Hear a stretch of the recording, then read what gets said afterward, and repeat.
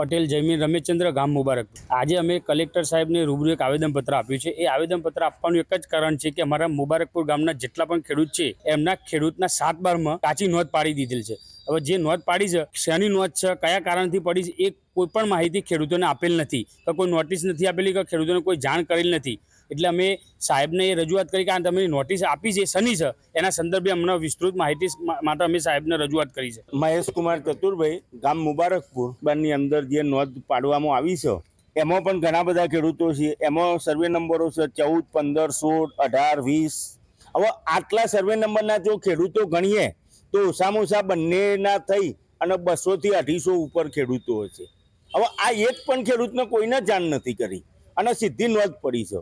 એના કારણે અમે અહીંયા રજૂઆત કરવા માટે આવ્યા છીએ કે સાહેબ આ શું છે, કેમ પાડી છે, બસ એના માટે રજૂઆત કરવા માટે આવ્યા છીએ।